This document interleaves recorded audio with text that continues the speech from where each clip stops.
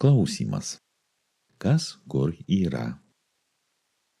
Kai prieisite Jūros gatvę, kairėje pamatysite puikų parką.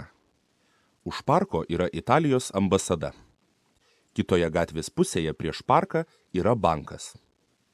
Prie banko, prieš Italijos ambasadą, yra paštas.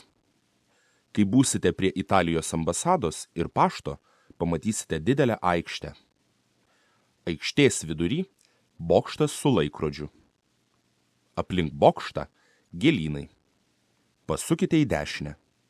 Teatro gatvėje yra istorijos muziejus.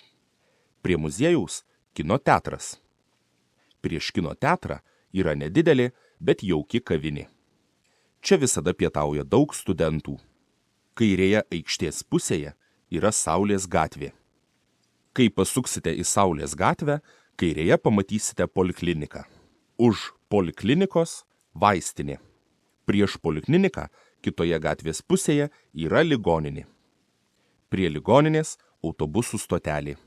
Jeigu jūs nesuksite nei į Teatro gatvę, nei į Saulės gatvę, o eisite tiesiai, tai už bokšto pamatysite mokyklą. Prie mokyklos dešinėje pusėje maisto parduotuvė. Prie parduotuvės nedidelis turgus. Turguje visada yra šviežių daržovių.